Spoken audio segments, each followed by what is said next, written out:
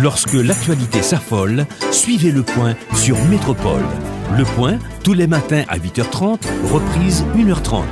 Le Point est une courtoisie de MSC Trading et la BNC. Le plan épargne retraite BNC, une assurance pour votre famille et vos employés. Bonjour. Haïti a ouvert hier lundi une autre année fiscale 18-19. Et vous le savez, le sujet, c'est que l'année fiscale a été lancée sans un nouveau budget. Le budget rectificatif a été donc reconduit. Mais oui, il y a aussi des chiffres qui marquent la fin de l'année fiscale précédente et on parle notamment d'un déficit budgétaire de 20 milliards de gourdes et un taux de change avec 71 gourdes pour un dollar. Donc, avec ces chiffres, il y a des préoccupations. Avec le budget qui n'a pas été voté, et même pas encore déposé, il y a des préoccupations. Ce matin, pour un coup d'œil sur ce dossier, l'économiste Pierre-Marie Boisson est avec nous. Pierre-Marie Boisson, bonjour. Bonjour Luc Néa, bonjour aux éditeurs et aux téléspectateurs de Radio-Télé Métropole. Merci. C'est un plaisir d'être avec vous ce matin. Merci. Nouvelle année fiscale, débutée hier et, comme je viens de le dire, sans budget initial. Et dans un contexte où il y a un nouveau gouvernement, où le budget rectificatif a été critiqué par les économistes, ça vous dit quoi, Pierre-Marie Boisson, que ce budget soit reconduit? Bon, je ne m'attendais pas à quelque chose de différent. Vous savez qu'un budget, ça se prépare et c'est un exercice très sérieux. Et nous avons terminé l'année dans des circonstances où les voies et moyens, et particulièrement au niveau fiscal, au niveau des recettes,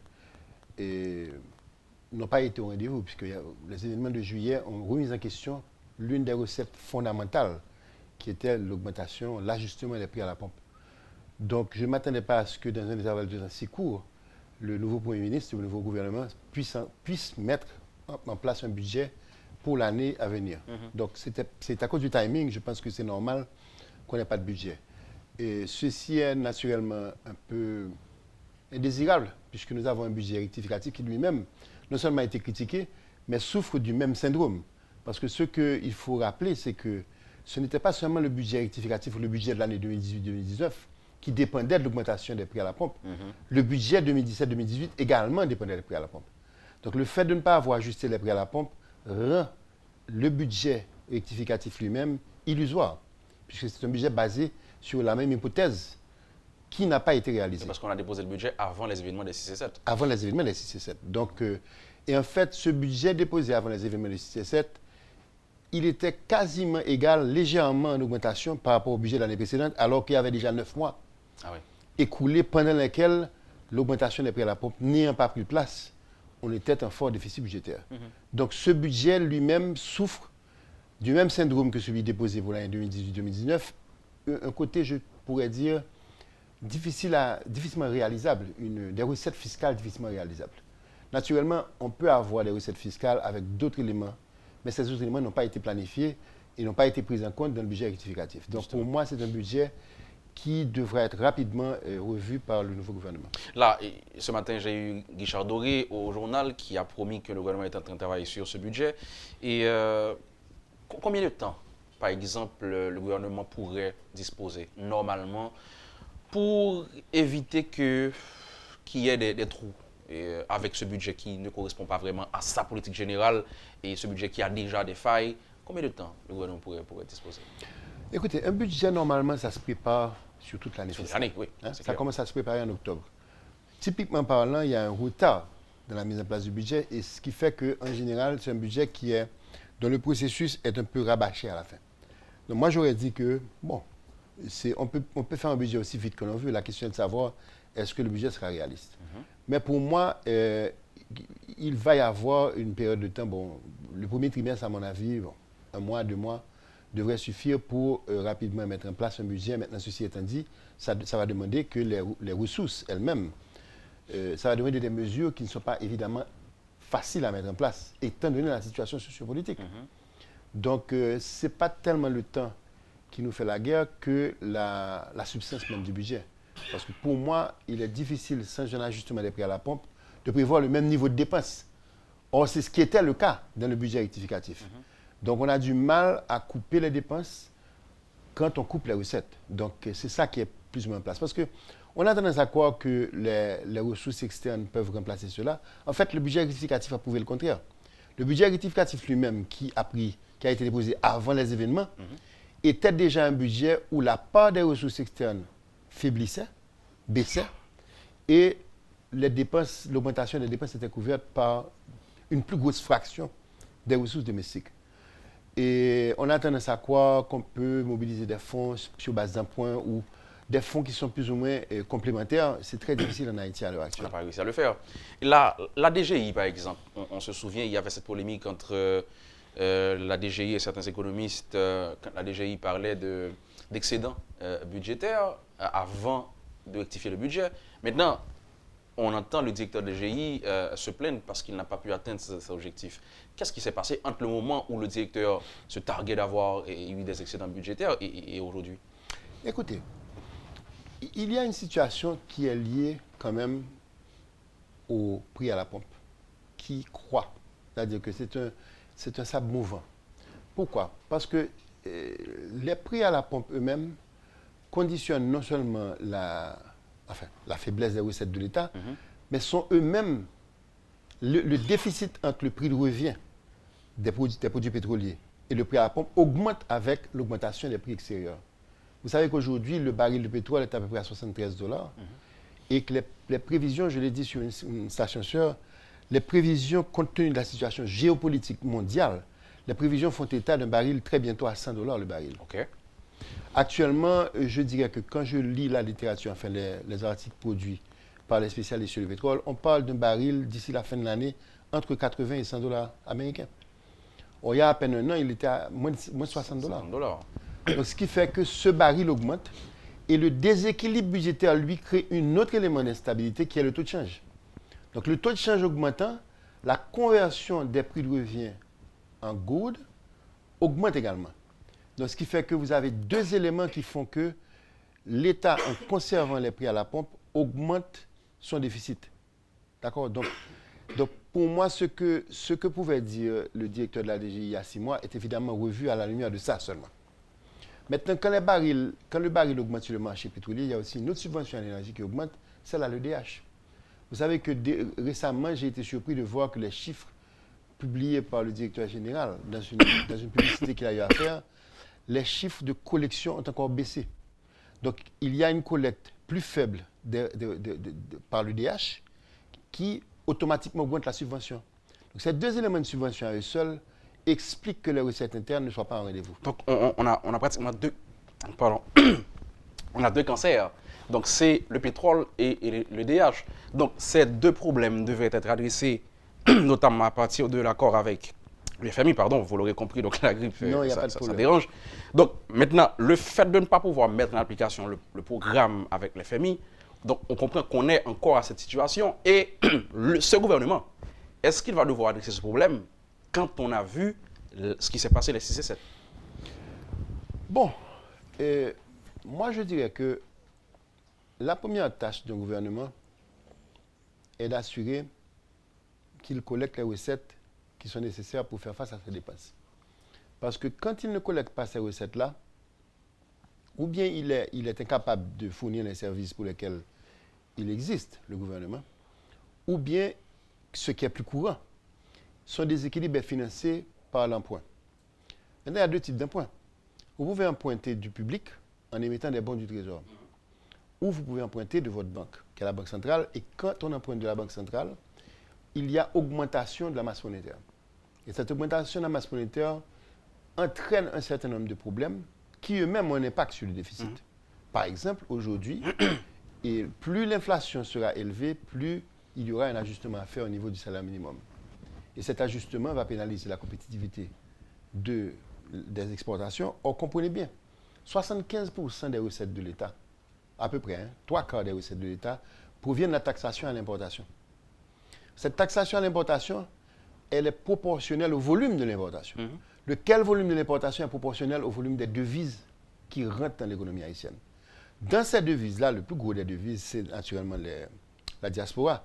Mais il y a quand même $1 milliard américains qui vient des exportations de biens.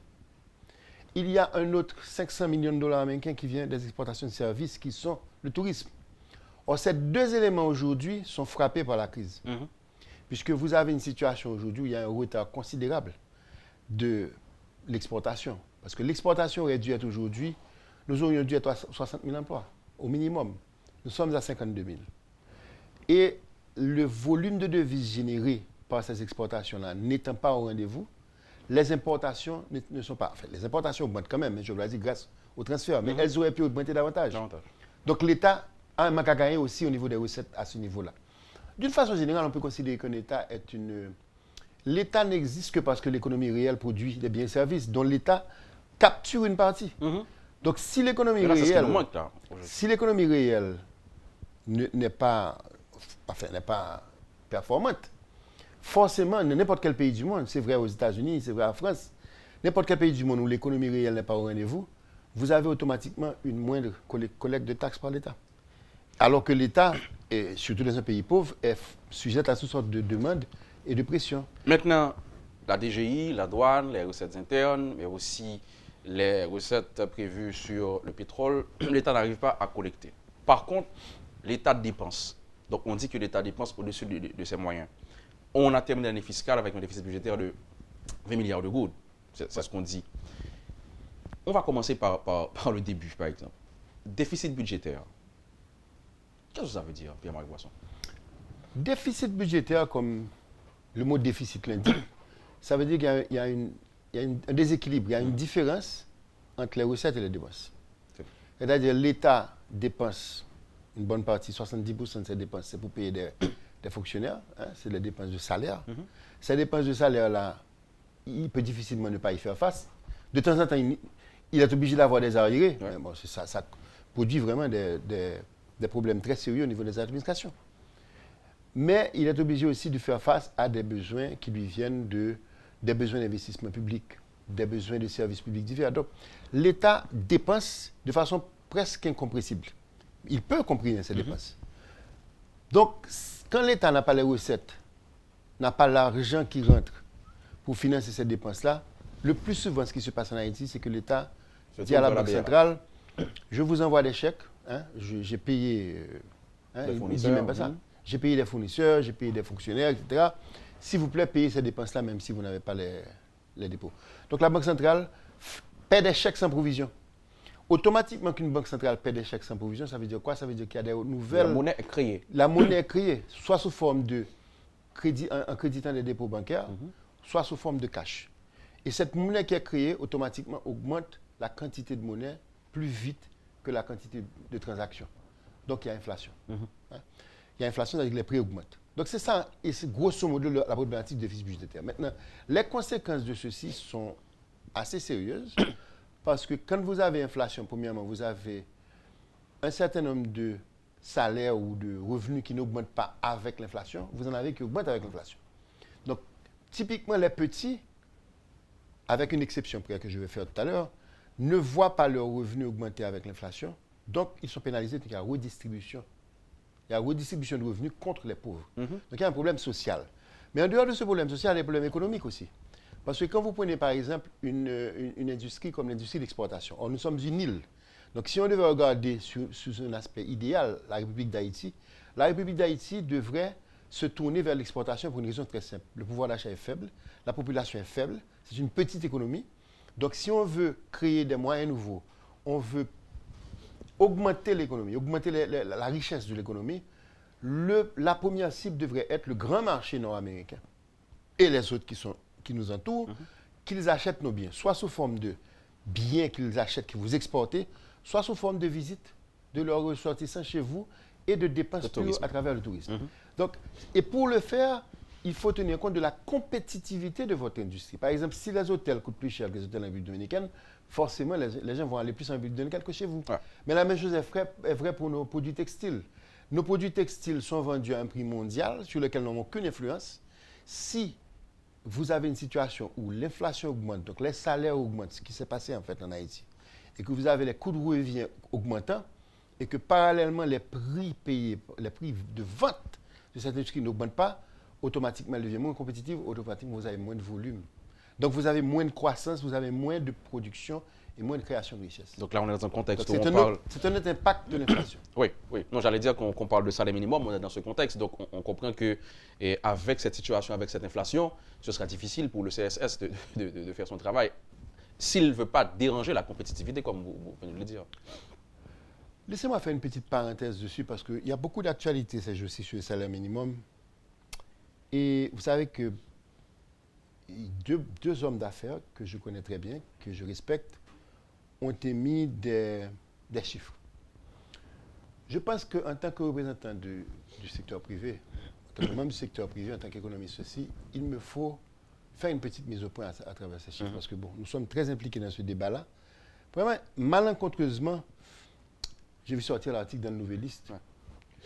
Il y a eu une erreur de calcul très simple. Parce que moi, j'étais... Bon, vous savez, quand on fait une interview, hein, ça arrive, hein, nous deux ensemble là, il peut y avoir une erreur et puis cette erreur se glisse dans un journal. L'inflation a été de 14% jusqu'à août. Avant ça, elle était en même ordre, hein, 13,5%. Quand on prend le calcul qui a été fait, qui a été présenté dans le Nouvelliste, à partir d'une des interviews, on aboutit à un chiffre qui est différent de 100 gouttes du chiffre réel. Comment?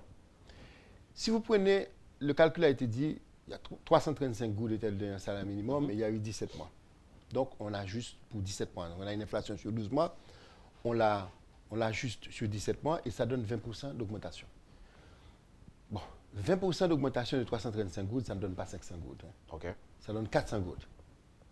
Hein, parce que diviser 335 par 5, si vous divisez 335 par 5, ça vous donne un peu moins de 70 gouttes. 70 gouttes plus 335, ça fait à peu près 400. Bon. Donc, c'est la première chose qui est importante à situer. Le niveau du salaire minimum qui correspondrait stricto sensu à l'inflation au 1er octobre serait de l'ordre de 400 gouttes. Bon. Maintenant, est-ce qu'il ne faut pas augmenter le pouvoir d'achat des salariés? Moi, tout le monde serait pour dire que les salariés sont pauvres, il faut augmenter leur pouvoir d'achat. Par contre, le problème, c'est justement un problème de compétitivité. Et c'est pourquoi il y a une négociation entre les parties. Ce qu'il faut craindre dans une situation pareille, bon, je dois vous dire que dans les 15 dernières années, le salaire minimum a augmenté plus que l'inflation. Donc, ce n'est pas une situation inédite. Seulement, quand vous augmentez le salaire minimum plus que l'inflation, vous risquez d'avoir à un certain moment une industrie qui ne sera plus capable de fonctionner. Et si elle n'est plus capable de fonctionner, nous ne sommes pas loin de cette hypothèse, et je vais vous donner des chiffres tout à l'heure, parce que nous avons, en plus de la question du salaire minimum, de la compétitivité prix purement mécanique, vous avez une situation en Haïti qui n'est pas propice à l'installation d'usines. Les services de base qui... Parce que vous avez eu, par exemple, une grève des douaniers qui a coûté presque un mois de travail. Donc, nous sommes déjà sur l'accord de raid en matière de compétitivité, en matière d'attrait des investissements étrangers directs, particulièrement dans le textile, qui est une usine qui est très fragile, qui est un secteur très fragile. Or, le pouvoir d'achat dépend du fait que vous ayez un emploi. Si vous n'avez pas d'emploi, pouvoir d'achat entre 400 gouttes et 500 gouttes, ça n'existe pas. Parce que vous allez avoir une menace de 52 000 emplois et de 500 millions de dollars américains. Bon. Donc ça, je voudrais dire ça. Moi, je serais pour qu'on ait plus que l'augmentation inflationniste, mais il y a le risque que nous ayons une crise dans l'industrie. Et je vais vous citer un chiffre important. Sur les 2 dernières années, avant celle-là, avant l'année 2018, vous avez une baisse des exportations 2 ans de suite. 2 ans de suite. Nous avons eu 6 contrats à être signés qui permettraient de prévoir un doublement des exportations en 2 ans. C'était ce qui était prévu. Au lieu de ça, qu'est-ce que nous observons cette année? Nous observons une petite reprise. Hein? Sur les 6 premiers mois de l'année, il y a eu 8% d'augmentation des exportations. Mais quand vous regardez les 6 derniers mois de l'année fiscale, il n'y a pas eu de croissance du tout. C'est dû à quoi? Pour moi, c'est dû à une hésitation des acteurs à nous envoyer des commandes. Okay. Et il y a des bâtiments qui sont en train d'être construits qui vont être mis en œuvre, qui vont être mis en fonctionnement. Mais si ces bâtiments-là sont mis en fonction et qu'il n'y a pas de locataires, maintenant vous avez un autre problème, qui sont les investissements qui ont été faits dans ces bâtiments. Donc nous sommes dans une situation assez précaire, assez fragile. Mais généralement, Pierre-Marc Boisson, une seconde, parfois des gens critiquent ces thèses. Par exemple, lorsque je Georges Sassine prend ses positions, qu'il y a des menaces, si on augmente trop, on va perdre des usines. Donc certains contestent cette thèse disant que c'est uniquement le patron qui parle et qu'il n'est pas en faveur des employés. Donc là, est-ce que c'est l'économiste qui parle avec cette donnée? Je n'ai jamais exporté de ma vie. OK. Donc, ça ne peut pas être l'exportateur qui parle. Je n'ai jamais exporté. Très bien. Mais ceci étant dit, ça c'est une remarque personnelle. Laissez-moi vous dire quand même un fait notable. Il y a 30 ans, nous avions 200 entreprises, un parc industriel. Les deux parcs industriels à l'époque étaient Chodecosa et la Sonapi avec 100 000 emplois, 200 entreprises. Aujourd'hui, nous en avons 50 000. Et la population a doublé entre-temps. Donc, est-ce qu'il y a des usines qui ferment? Mais il y en a beaucoup qui n'ont pas ouvert. À l'époque, au Haïti, où je me souviens du parc industriel, vous aviez des articles médicaux produits par Haïti. Vous aviez des balles de baseball. Haïti était le plus gros exportateur de balles de baseball. Vous aviez la Nielsen qui faisait de la redistance, enfin, qui travaillait sur des timbres. Enfin, il y avait une production extrêmement diversifiée à l'époque. Nous avions une population de 7 millions d'habitants et nous avons une population de 11 millions d'habitants aujourd'hui. Nous avons divisé la production par 4. Pendant ce même temps, il y a 300 000 emplois qui ont été créés par nos voisins de la République dominicaine. D'accord? Donc, il y a 17 parcs, 17 zones franches industrielles là-bas. Nous avons une situation où l'industrie est faible. L'industrie n'est pas ce qu'elle devrait être. Maintenant, est-ce qu'elles vont fermer, pas fermer? Bon, même s'ils ne ferment pas, mais nous avons un manque à gagner considérable. En termes de production, comment en termes de production. Maintenant, on va fermer cette première partie. Mais il y a une mention, excusez-moi Luc, il y a quand même une mention en termes d'éducation importante à faire. Il y a une proposition qui a été faite dans le journal que je m'en voudrais de ne pas commenter. Hein? Les 585 gold? Non, pas les 585 gold. Je parle de la possibilité de payer les ouvriers en dollars américains. OK. J'aimerais dire à cette table, et c'est peut-être quelque chose que vous n'avez jamais entendu dire par quelqu'un, ce n'est pas dans l'intérêt de la main-d'œuvre d'être payé en dollars. Et je vais vous dire pourquoi. Quel était le salaire minimum il y a 15 ans? 70 gouttes. Supposons qu'on avait appliqué cette mesure à l'époque, qu'on avait mis les salaires, les ouvriers en dollars américains. Que serait le salaire minimum aujourd'hui? Je crois que vous n'avez pas besoin d'être économiste pour répondre à cette question. Le salaire, le taux de change était 42 gouttes. Aujourd'hui, il est moins de 80 gouttes. D'accord? Donc, allons dire que le taux de change aurait doublé. C'est moins que ça. 70 par 2, ça donne 140. Nous sommes à 335 gouttes. OK. Ça aurait été un crime envers les ouvriers, compte tenu de notre tendance inflationniste, à ajuster les salaires en fonction du taux de change qui lui-même n'a pas suivi l'inflation. Il faut bien comprendre ceci parce que quand j'ai vu cette proposition, j'ai dit c'est séduisant. Nous allons payer les ouvriers en dollars. Mais la réalité est qu'avec les politiques monétaires appliquées par Haïti depuis les 30 dernières années, nous aurions eu un ouvrier aujourd'hui qui serait dans les rues, qui serait beaucoup plus en train de protester qu'il ne proteste maintenant parce que l'inflation l'a protégé puisque nous avons eu une inflation moyenne de 10% sur ces 15 ans-là. Le taux de change a déprécié de 3,5% par année. Donc, ce n'est pas une proposition qui serait à l'intérêt des Non, mais est-ce que même si c'est en dollars, est-ce qu'on n'allait pas ajuster chaque année selon le taux d'inflation? Non. Écoutez, la proposition qui a été faite, telle que je la lis, c'est qu'au lieu d'avoir ce mécanisme d'ajustement... On met en dollars ici, on garde un montant fixe? On met en dollars. Bon, on aurait pu ajuster avec l'inflation du dollar. L'inflation du dollar est de 2%. Le dollar est la monnaie américaine. Mais même en faisant ça, parce que si vous prenez l'inflation américaine sur les 15 dernières années, elle vous donne à peu près 30 à 40% en plus. 30 à 40% en plus de 140 gouttes, vous donnerez peut-être 200 gouttes, 210 gouttes. Mais vous n'auriez pas les 335 gouttes que l'ouvrier a gagné aujourd'hui. Très bien. Donc, ce n'est pas une proposition qui est dans l'intérêt de la main-d'œuvre haïtienne. Je pense qu'il était important de faire ça. Non, c'est clair, puisque là, on en parle, c'est l'actualité, et là, le CSS s'apprête à remettre son rapport. Et selon vous, 400, 415... Quel serait l'idéal pour soulager les ouvriers et ne pas affecter la compétitivité? Je pense qu'il n'y a pas d'idéal. Et ceci, malheureusement, nous avons une économie pauvre qui a une très faible productivité. Les salaires ne sont pas des salaires corrects, ne sont pas adéquats, je le reconnais. Mais ceci étant dit, si on se met à ajuster les salaires en Haïti de plus que l'inflation et qu'on n'a pas corrigé le problème de la dépréciation, qui est la surévaluation de la monnaie, et qu'on n'a pas corrigé les autres problèmes dont souffre l'industrie, comme par exemple le problème du manque d'électricité, du manque de ports, etc., cette industrie va disparaître. Donc on aura 52 000 emplois en moins dans l'économie. Okay. Et non seulement, on aurait dû en avoir 100 000 en plus que les 50 000. Non, mais il y a plein de Donc promesses. pour moi, la chose la plus sage à faire, en attendant qu'on ait une industrie plus productive et qu'on stimule une production plus diversifiée avec plus de valeur ajoutée, c'est d'ajuster à l'inflation chaque année. Donc, en respectant le chiffre. La variation, c'est la chose la plus prudente à faire. Et moi, j'aurais dit il faudrait que la politique monétaire permette d'avoir des ajustements du taux de change qui correspondent au différentiel d'inflation. C'est quelque chose que je dis depuis 30 ans, donc ce n'est pas la première fois que vous m'entendez le dire. Pierre-Marie Boisson, marquons la pause. De retour, on va voir pour...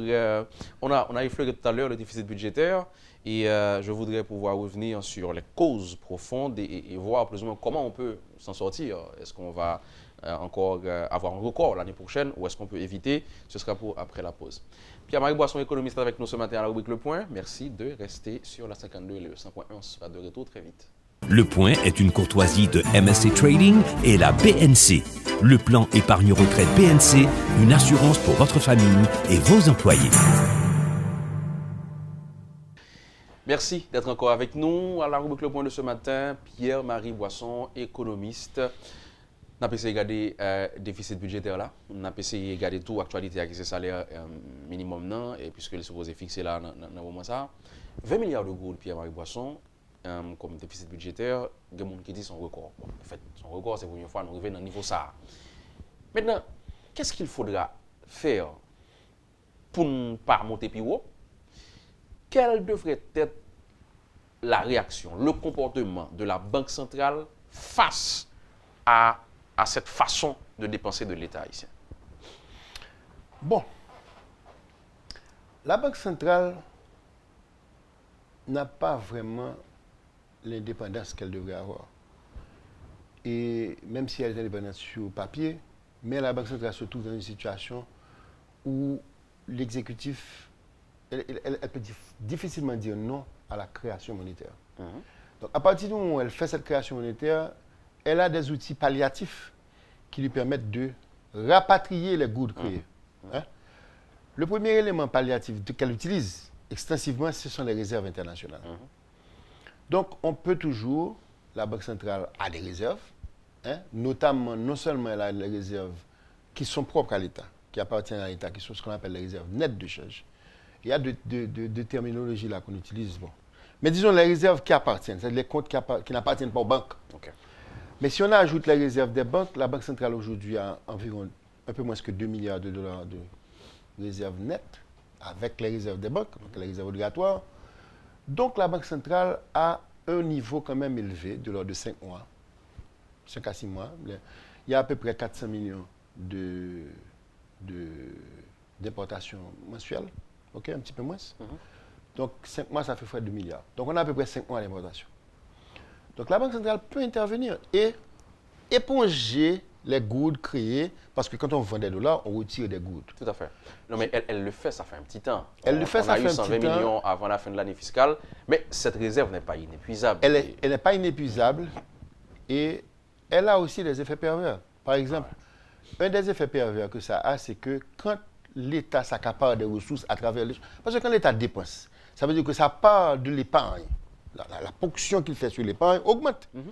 Donc, quand cette ponction diminue à travers les retraits que fait la Banque centrale, il y a un autre acteur, il y a d'autres acteurs de l'économie qui payent, c'est une taxe indirecte.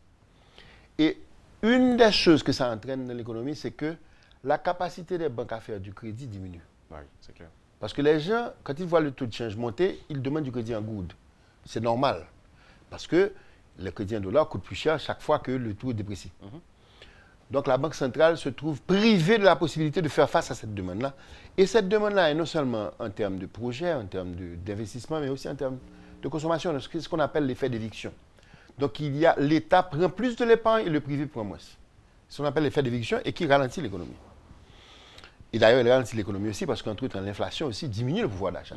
Donc diminue en termes réels la valeur de la goutte. Donc on fait l'inflation et on rapatrie les gouttes, donc automatiquement, on a une contraction de l'activité réelle. La Banque centrale a une autre façon de faire cet effet d'éviction, c'est d'augmenter les taux d'intérêt. Parce qu'on augmente les taux d'intérêt pour justement ralentir le crédit, ça a le même effet, puisque ayant moins de crédit, on a moins d'activités d'investissement. privées, plus d'activités publiques. Par exemple, pour l'année précédente, l'année 2017, le crédit au secteur public avait augmenté de 58%, crédit de la Banque centrale. Donc la dette flottante de l'État, qui est financée par donc la dette envers la Banque centrale, alors que le crédit au privé avait augmenté de moins de 10%. De 5 ou 6%, je ne me souviens pas du chiffre exact. Donc c'est ce qu'on appelle l'effet d'éviction. Maintenant, que peut faire la Banque centrale d'autre? Elle peut augmenter les réserves obligatoires. Mais là encore, c'est la même chose, c'est l'effet d'éviction. C'est des mesures qui Ce auront sont des mesures conséquences sur l'activité palliatives économique, qui ont des- sur l'investissement, etc. Donc, Maintenant, le problème, C'est loin d'être l'idéal. on va vers l'État maintenant. Parce qu'à une politique monétaire, il faut aussi une politique budgétaire. Et est-ce que l'État peut dépenser moins? Vous avez dit tout à l'heure qu'il y a de ces dépenses qui sont pratiquement incompressibles. L'État peut dépenser moins, définitivement. L'État peut toujours dépenser moins. Ok. Il n'y a pas à sortir de là et c'est peut-être ce qu'il devra faire. Maintenant, il peut dépenser moins au niveau de la taille des services publics, enfin du payroll, des institutions, par exemple. Vous savez qu'il y a des propositions qui ont été faites par la commission de réforme de la Constitution. La commission sur l'ajustement, comment on appelle ça, l'amendement constitutionnel, dirigé par le directeur qui dit Dieu. pourquoi nous avons autant de parlementaires, pourquoi on a deux chambres. Bon, on peut se poser la question. Ok. On n'a pas toujours eu 118 députés et 30 sénateurs. On n'a pas toujours eu 10 départements. Moi, quand j'étais jeune, il y avait 5 départements géographiques. Est-ce qu'on peut revenir en arrière? Non, ça c'est pas... Mais écoutez, est-ce que l'État peut se payer autant de services? On peut se poser la question, quelle est la taille de l'État qui correspond à l'économie? Donc, ce sont des questions qui auront une incidence fiscale Ok. et budgétaire. Maintenant, si, comme je l'avais dit, on ne peut pas revenir en arrière, si On la peut revenir en BRH, arrière. enfin, avec On peut toujours refaire la Constitution. 5 départements, etc. Bon, non, mais on peut avoir une constitution avec, je ne sais pas moi, 2 fois moins de parlementaires. Pour l'instant, on n'est pas encore là. Bon, Alors, voir je ne suis pour pas la en train de réalité. proposer ça. Hein. Je comprends. fais Non, des mais hypothèses. ce que je voulais dire, si l'État garde son rythme de vie maintenant, son train de vie maintenant, et ne veut pas se tourner vers la BRH pour créer de la monnaie, est-ce qu'il y a d'autres solutions pour l'État de compenser ces manques? Il y a la solution élégante qui consiste à reconnaître que la seule façon pour cette économie de croître et pour l'État de croître, c'est de faire appel à l'investissement privé. Ok. Il y a pas mal de choses que l'État fait que je pense qu'on aurait pu confier au privé. Vous savez, il y a une tendance à croire que, comme on est élu, on doit tout faire. On doit tout faire pour... Mais, écoutez, et on a vu, même en République dominicaine, on a vu des routes être entièrement financées par le privé. Et non seulement être financées par le secteur privé, mais que les voitures payent un droit de péage et puis que la route est indépendante de l'État. L'État donne la concession. Vous pouvez le voir au niveau d'aéroports, vous pouvez le voir au niveau... Il y a pas mal de choses qui peuvent se faire par le secteur privé. Moi, je pense qu'une des attitudes concrètes que l'État devrait avoir, c'est d'essayer d'être un peu plus parcimonieux dans son choix de priorité, dans son choix d'activité à faire. Moi, je dis que Haïti devrait se concentrer sur ce qui est nécessaire pour créer de la richesse. Et dans ce sens, l'État devrait faire moins. Un État haïtien devrait être plus petit. Une seconde. Est-ce que vous parlez de route, énergie? Je parle de route, je parle d'énergie, je parle d'eau. Mais on en parle en ce moment. Le président, ce sont ses priorités. Donc, on est sur la Oui, bonne mais voie, on dirait. est-ce que le président... bon, moi, je vois beaucoup d'initiatives qui se prennent au niveau de la présidence, qui sont des initiatives qu'on aurait pu confier au secteur privé. Pas mal d'initiatives. Donc, Maintenant, est-ce qu'il y a une table autour de laquelle vous pouvez vous réunir, secteur privé et secteur public, pour faire ces propositions? Est-ce qu'il y a, c'est un peu de rencontre entre vous? C'est pas ce qui manque dans cette société, c'est les tables. Oui, ce que je veux dire, c'est qu'il y a- Nous avons accès au président de la République et je dois dire avec le remercier pour ça il y a à peine 2 semaines, nous avions des inquiétudes que nous avons toujours sur certains points de gestion du gouvernement et de gestion publique, de gestion de problématiques qui concernent tout le monde. Nous avons demandé audience, nous avons obtenu audience. Il y a des Est-ce tables. que ces propositions ont été faites, par exemple? Ces propositions partenariat ont été public-privé, faites, etc. elles ne sont pas encore d'actualité, elles ne sont pas encore réalisées, mais nous ne pouvons pas nous plaindre de ne pas avoir accès au président de la République ou au Parlement. Il y a des propositions, et contrairement à ce que les gens pensent, la société civile, le secteur privé, a plein de... Au contraire, il y en a trop. Il y a trop de propositions qui ne sont pas appliquées. Je vais vous donner un exemple. Alors ça, c'était une blague. Le président Préval avait fait, je ne sais pas combien de commissions, commission sur la défense, commission sur la compétitivité, commission sur l'éducation, etc., qui ont produit beaucoup de choses. Beaucoup de documents. Moi, personnellement, j'ai participé à une de ces commissions, qui est la commission le groupe de travail sur la compétitivité, qui a produit 2 rapports dont tous les premiers ministres parlent. Donc, il y a eu des propositions. Le problème que nous avons, c'est que nous avons une société qui est tellement lente à bouger. Et moi, je pense que la lenteur, l'indécision est plus grave encore que la corruption. Nous avons une lenteur à bouger, mais les propositions sont là. Donc, il y a beaucoup de propositions qui ont été faites sur comment relancer cette économie. La commission de compétitivité avait produit une analyse qui avait montré qu'il y avait 5 grappes économiques qui pouvaient créer 500 000 emplois. Hein? Et ce n'est pas n'importe qui était dans cette commission. Vous voyez?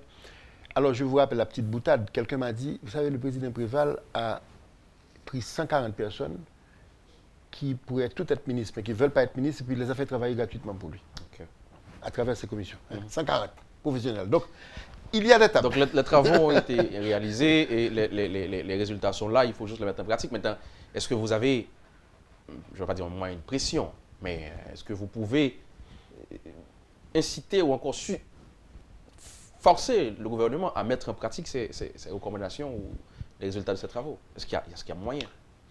Non, il n'y a pas de moyen de pression de ce genre en Haïti parce que nous n'allons pas faire la grève parce que le gouvernement n'applique pas nos conseils.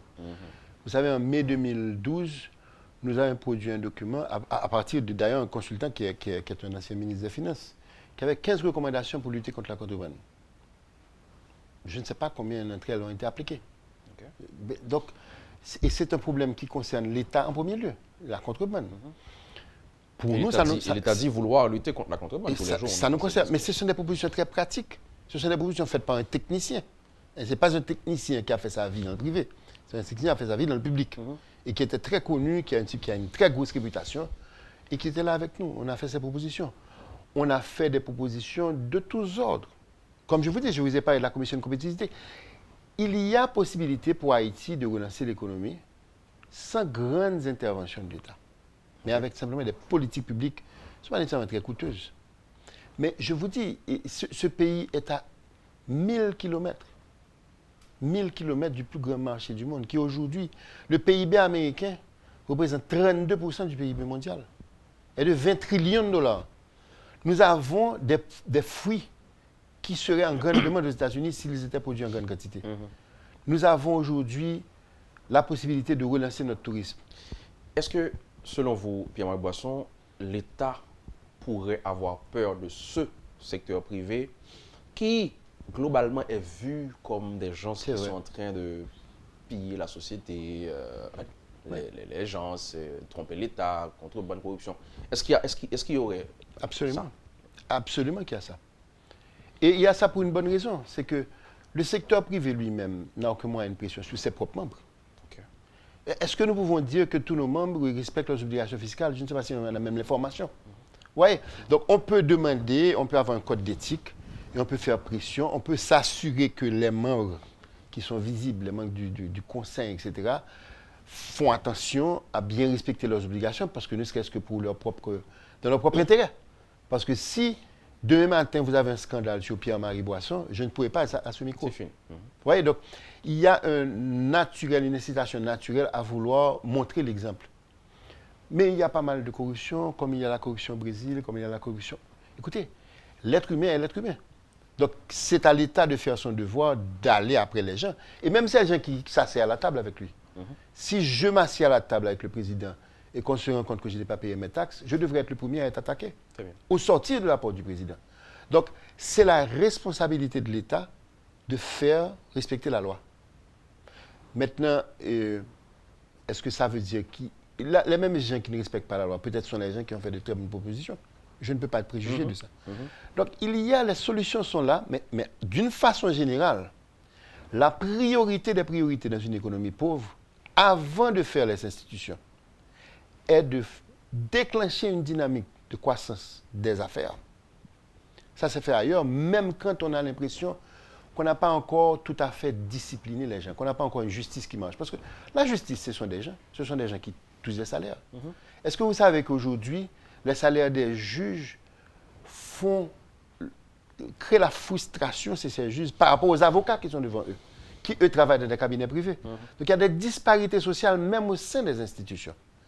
Donc, mais pour permettre à l'État de rendre des services, de renforcer les institutions, ce qui prend du temps dans tous les pays du monde, ce qui prend du temps, il faut d'abord stimuler l'investissement privé parce que c'est l'initiative privée qui va dynamiser. Prenons le cas, par exemple, de la République dominicaine par rapport à nous. Il y a 60 ans, la République dominicaine était plus pauvre qu'Haïti. Aujourd'hui, ils ont une économie 10 fois plus grosse que celle d'Haïti.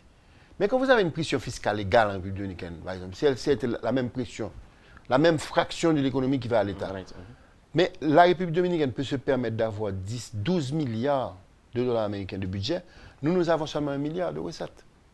Parce que nous sommes pauvres. Comment voulez-vous subventionner l'agriculture, l'éducation, l'énergie, etc., dans un pays qui a seulement 1 milliard dont 70% vont payer des salaires. Et ça passe par l'investissement. La création de la richesse aurait dû être la première priorité. Les institutions suivraient beaucoup plus lentement, mais suivraient. Mais pour avoir des investissements, il faut créer les conditions. Les conditions, c'est la sécurité, c'est les services de base, etc. Mais la première condition à créer, c'est la compétitivité. Et la compétitivité des prix est la première à créer. Parce que vous allez en Afrique, vous allez n'importe où, vous allez voir des pays qui manquent d'infrastructures, qui manquent de sécurité. Il y a l'insécurité dans d'autres pays, nous ne sommes pas les seuls. Oui. Le Honduras qui nous fait la compétition au niveau, le Honduras a plus d'insécurité qu'Haïti. Il y a plus de crimes en Haïti, beaucoup plus de crimes. Au Honduras, au Guatemala qu'Haïti. C'est une question de perception. Mais vous avez la possibilité d'attirer des investissements, même dans un environnement qui a plein de problèmes. Je prends le cas du Bangladesh, que j'ai visité il y a à peine 2 ans. Le Bangladesh est aussi pauvre, c'est-à-dire il y a énormément de pauvreté au Bangladesh. Vous êtes en train de démentir plusieurs thèses, là, par exemple. Généralement, on dit qu'on ne peut pas avoir d'investissement parce que les images envoyées par Haïti ne sont pas de bonnes images, il n'y a pas d'électricité, etc. Donc là, vous nous dites qu'on peut le faire avec tout ça. Écoutez, il y a des pays, je ne dis pas, nous avons un pays très pauvre. Je ne veux pas dire que nous ne sommes pas pauvres et que nous n'avons pas beaucoup de messages négatifs que nous envoyons. Écoutez, à l'époque de Duvalier, Haïti a envoyé beaucoup de messages négatifs aussi. Pourtant, sous Jean-Claude Duvalier, il y a eu le plus gros boom que j'ai connu. Les 50 dernières années, vous avez eu un boom de l'économie. Et vous avez eu plein d'investissements en Haïti. On peut avoir des investissements, mais il faut que ces investissements soient plus rentables pour couvrir le risque. Et il faut accepter que la société tolère des taux de rentabilité plus élevés. Parce que le risque est plus élevé. Mais si on prend son courage à deux mains, qu'on se dit, faisons venir les investissements, même si le pays est dans un mauvais état. Attirons l'investissement et donnons l'impression à ce secteur-là, les investisseurs étrangers, les investisseurs locaux, les deux sont liés. Donnons-leur l'impression que nous voulons d'eux. Ce n'est pas l'impression qu'on donne aujourd'hui. J'entends le président partout, il passe, inviter les investisseurs, s'asseoir avec les investisseurs. Inviter l'investisseur, ce n'est pas de ça que je parle. On peut s'asseoir avec l'investisseur et l'inviter. Il faut lui donner... Il faut dérouler le tapis rouge. C'est-à-dire il faut lui donner l'impression, tout en l'obligeant à respecter la loi plus tard. Et ça passe par quoi? Réformer les codes L'attitude. L'attitude. Écoutez, vous parlez d'investisseurs nouveaux qu'on rencontre au hasard d'une conférence. Mais ceux qui sont là, si vous faites une conférence d'investisseurs, ce sont ceux qui sont là qui doivent donner le message, pas le gouvernement. Le gouvernement peut faire des conférences d'investisseurs à l'appel. Mais s'il n'y a pas dans les coffee breaks, les pauses café, un dialogue entre l'investisseur étranger et l'investisseur national pour dire voilà mon succès en Haïti. Ce sont les histoires à succès. Et aujourd'hui, il y a certaines déclarations, je ne vais pas retourner avec précision sur ça. Certaines déclarations même du président de la République sont... C'est dommage de parler d'ennemis quand on parle d'acteurs qui ont investi chez vous. Même si, en secret, vous allez dire cette personne-là n'a pas respecté la loi, il faut la pénaliser, il faut envoyer la DGI. Mais on n'a pas... J'ai moi travaillé pour la Société financière internationale. Il n'y a pas de cas au monde où l'investissement étranger direct vient sans l'investissement local. Parce que la première chose que l'investisseur étranger fait, il parle au local. Parce qu'il veut savoir comment ça marche. Évidemment, comment on vous gère, comment on vous traite. La première loi, le premier secret pour attirer l'investissement étranger, c'est de bien traiter les investisseurs domestiques. Quand quelqu'un investit, il faut respecter la personne, surtout en public. Ce ne veut pas dire que vous n'allez pas pénaliser cette personne si elle ne respecte pas la loi. La dernière sortie du président, par exemple, à New York, est malvenue. Bon, écoutez, il y a plein de choses que le président a dites qui sont très bien. Mais quand il a parlé d'ennemis, ça m'a fait mal. Parce qu'on ne parle pas d'ennemis quand on parle de ces investisseurs. Pierre-Marc Boisson, il faut terminer, mais un dernier point. Une économie aussi fragile, aussi précaire, aussi faible, mais avec un système bancaire aussi épanoui, aussi fort, certains diraient que c'est paradoxal. Comment expliquer ça? Alors que les banques, à la fin de l'année, produisent des résultats extraordinaires, hein, et parlent de réussite et tout, mais l'économie reste faible. Comment expliquer ce paradoxe? C'est une constatation mondiale. Le Salvador a eu 13 ans de guerre civile. Les banques étaient tout aussi... bon, il n'y avait pas milliers de banques, hein, mais vous avez un système bancaire fort au Salvador. Il y a des banques en Syrie aujourd'hui. Je suis sûr que vous allez en Syrie, vous allez trouver des ATM, vous allez trouver des banques en Syrie. Vous allez trouver des banques au Liban, vous allez trouver des banques en Palestine, vous allez trouver des banques au Nigeria où il y a Boko Haram. Le système bancaire a une caractéristique, c'est qu'il a un niveau d'activité très diversifié et qui peut se reposer de temps en temps sur plusieurs secteurs différents pour gagner de l'argent. Donc, un système bancaire bien géré, qui est surtout géré au niveau de la Banque centrale, les règles de prudence pour éviter de prendre des risques indus, peut se débrouiller même dans une économie comme celle d'Haïti. Et je vous ai cité des exemples. Donc, c'est pas étonnant. Ça ne confirme pas ces thèses qui font croire que la banque s'enrichit aux dépens des citoyens. Elle ne s'enrichit pas. Les taux de rentabilité des banques aujourd'hui ne sont pas tellement élevés par rapport à même l'inflation. Parce que quand l'inflation est plus élevée, tous les taux d'intérêt doivent incorporer l'inflation. Les taux de rentabilité doivent au moins être égaux à l'inflation. Si vous allez sur le net, vous allez sur le site de la BRH, vous allez voir les retours des banques. Ce sont des chiffres publics. Ces retours-là ne sont pas... Un retour de 20% par exemple, ou 20 ou 25% dans une économie comme celle d'Haïti, ou de 15%, ce n'est que quelques points au-dessus de l'inflation. L'inflation est à 14. Donc, les banques ne sont pas immensément riches. Elles sont solides. Elles ne perdent pas facilement d'argent parce qu'encore une fois, premièrement, elles ne sont pas nombreuses. Il n'y a pas beaucoup de banques en Haïti. Et ensuite, ce sont des banques qui ont une gamme d'investissements qu'elles financent à travers leur portefeuille de crédit et à travers leur portefeuille d'activité qui est très diversifié et qui permet de diversifier les risques. Le taux de change, par exemple, de good et de profit sur chaque dollar, on reproche aux banques. Il n'y a pas de good de profit sur chaque dollar. 69,50, 71,50. Mais ce sont les taux affichés. C'est le taux minimum et le taux maximum. Ce sont les taux affichés. Mais le vrai taux qu'il faut aller chercher, il faut aller chercher les taux moyens. La différence qu'il y a entre le taux moyen réalisé, le taux moyen vendu et le taux moyen d'achat, elle n'est pas de 50 centimes aujourd'hui. Pour l'ensemble du système bancaire. Okay. 50 centimes par dollar. Non, mais généralement, ce qu'on voit, mais vous voyez une information et vous l'interprétez comme étant un profit. Ce n'est pas un profit. Okay. C'est un affichage. C'est un affichage. Donc, par exemple, si quelqu'un vient avec une somme plus importante que les petites sommes qui s'échangent aux caisses des banques, cette personne ne va pas être acceptée de recevoir le taux qui est affiché. Okay. Le taux qui est payé, par exemple, les exportateurs ou les ONG. Les ONG, il faut même mettre les banques en concurrence, hein, les exportateurs aussi. Donc, les taux qui doivent être lus comme mesurant un profit, ce sont les taux moyens. Les taux moyens payés, les taux moyens vendus. Oui, mais les plus faibles maintenant qui achètent 50, 100, 200, donc ils sont dans cette fourchette-là. Les plus faibles, oui, c'est vrai. Parce que les plus faibles ont un petit volume et sont en général... Écoutez, qui est-ce qui vend? La plupart des gens qui vendent aujourd'hui aux banques peuvent vendre aussi au supermarché du coin. Okay. Il y a une grande concurrence. Elles peuvent vendre l'exportateur peut vendre à qui il veut. Donc, c'est un marché qui est très ouvert, mais c'est vrai que si quelqu'un a $1 million, il fait une affaire avec la banque, c'est le même officier de crédit, enfin le même officier de comptoir qui va servir cette personne, le même officier de trading, qui va servir cet acteur-là qui demande $1 million ou qui va servir celui qui a besoin de $50. Vous vous imaginez que cette personne a le même salaire. Hein? Donc, forcément, la banque aura tendance à privilégier et à donner plus une négociation à la personne qui va faire la plus grosse transaction. C'est normal.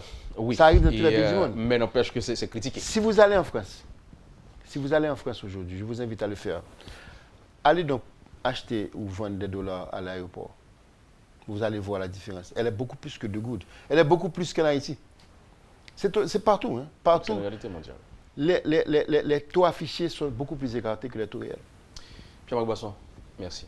Merci Luc Ner et merci aux auditeurs. C'est encore une fois un grand plaisir pour moi d'être à ce micro. On est très content de vous Ça fait plus de 20 ans. Ah ben voilà. À la rubrique Le Point de ce matin, Pierre-Marc Boisson, économiste, il était avec nous pour un coup d'œil sur l'année fiscale qui y commence, mais aussi l'actualité économique. Donc, excellente journée avec nous sur Métropole. Mon nom c'est Luc Ner-Garot. Lorsque l'actualité s'affole, suivez Le Point sur Métropole. Le Point, tous les matins à 8h30, reprise 1h30. Le Point est une courtoisie de MSC Trading et la BNC. Le plan épargne retraite BNC, une assurance pour votre famille et vos employés.